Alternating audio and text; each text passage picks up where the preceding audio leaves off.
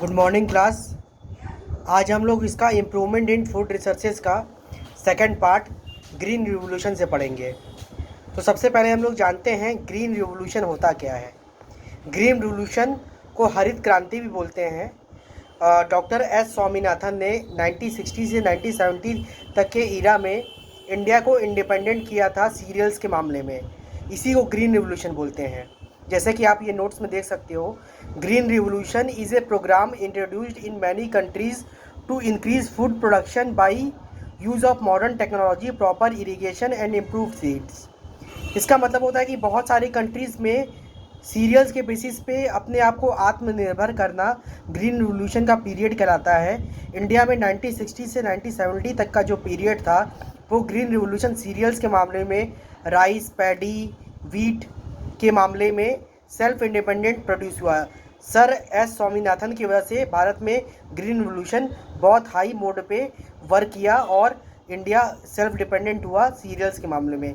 इसमें हम modern technology का यूज़ करते हैं, मॉडर्न इक्विपमेंट्स का यूज़ करते हैं, प्रॉपर इरिगेशन फैसिलिटी लाते हैं, इम्प्रूव सीड यूज़ करते हैं, जिससे कि पैदावार खूब अच्छी बढ़ जाती है और हम एक्सपोर्ट करने में भी कैपेबल हो पाते हैं। तो ये ग्रीन रिवोल्यूशन है। अब इसके बाद है वाइट रिवोल्यूशन। वाइट रिवोल्यूशन का मतलब होता है कि इंडिया को, चाहे किसी भी कंट्रीज़ को सेल्फ सफिशिएंट करना मिल्क के प्रोडक्शन में। सर एस कुरियन नाम के एक साइंटिस्ट थे, उन्होंने वाइट रिवोल्यूशन इंडिया में इंट्रोड्यूस किया और इंडिया को सेल्फ सफिशिएंट किया मिल्क प्रोडक्शन के मामले में, जिसको कि वाइट रिवोल्यूशन बोलते हैं। White Revolution is a program in India to increase the production of milk in India. This program made India self-sufficient in production of milk. इसका श्रेय जाता है सर एस कुरियन को। शुरुआत में जो अमूल कंपनी का इस्टेब्लिशमेंट तो जो इंडिया में था, सर एस कुरियन के जरिए ही हुआ था।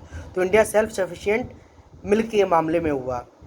अब हम पढ़ेंगे टाइप्स ऑफ क्रॉप्स। अलग अलग जैसे क्रॉप्स के टाइप्स होते हैं।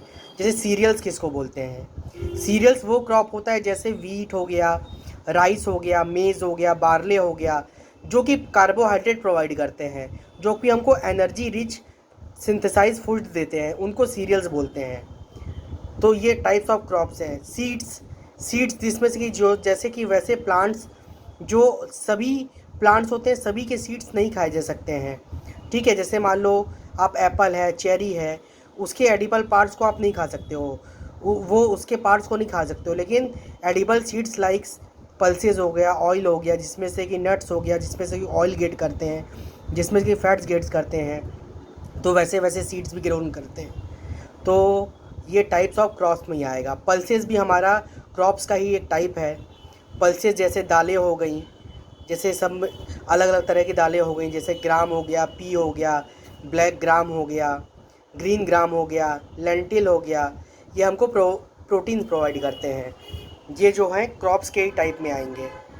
इसके अलावा वेजिटेबल हो गया, स्पाइसेस हो गया, फ्रूट्स हो गया, वेजिटेबल सब्जियां हो गई, मसाले हो गए, फ्रूट्स हो गए।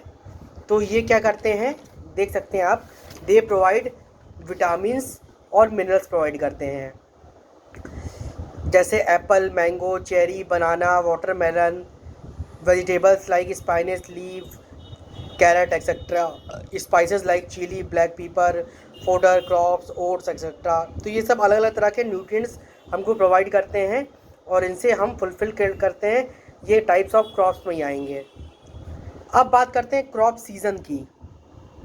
Different crops require different condition, temperature, moistures, different photo periods, जैसे duration of sunlight for their growth and completing life cycle. Crop season के अकॉर्डिंग भी क्रॉप को ग्रोन किया जाता है। डिफरेंट क्रॉप सीज़न में ही हम डिफरेंट क्रॉप्स को ग्रोन करते हैं। इसके लिए बेसिकली दो तरह के सीज़न होते हैं जो कि इंडिया में बहुत मोस्ट पॉपुलर सीज़न है, जैसे खरीफ सीज़न और रबी सीज़न। खरीफ सीज़न जो होता है वो रेनी सीज़न वाले सीज़न को बोलते हैं, जो जून से अक्टूबर तक का पीरियड होता है। इसमें black gram, green gram, pigeon pea, paddy, चावल की खेती जिसमें पानी की ज़्यादा ज़रूरत पड़ती है, उसको खरीफ क्रॉप बोलते हैं। ये ग्रोन कराए जाते हैं।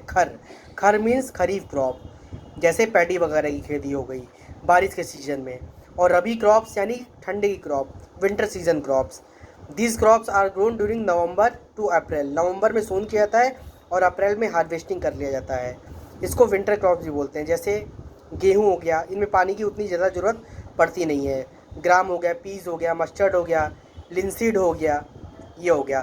तो क्रॉप सीज़न के बेसिस पे बेसिकली क्रॉप्स को 2 टाइप्स में डिवाइड किया गया है, खरीफ क्रॉप और रबी क्रॉप। आगे भी हम डिटेल वीडियो बना के इसका जो थर्ड पार्ट है वो आपके संग शेयर करेंगे।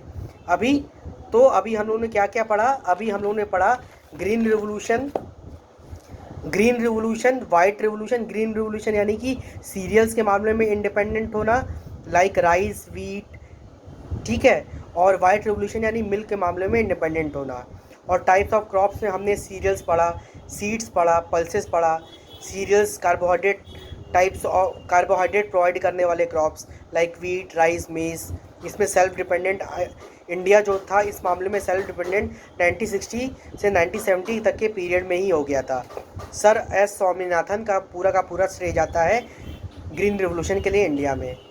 Seeds, edible seeds like oil जिससे हम गेट करते हैं, पल्सेस भी हम अलग अलग पल्सेस को क्रॉप्स को ग्रोन करते हैं। वेजिटेबल, स्पाइसेस, फ्रूट्स की भी खेती करते हैं हम। और क्रॉप सीज़न के बेसिस पे खरीफ सीज़न और रबी सीज़न।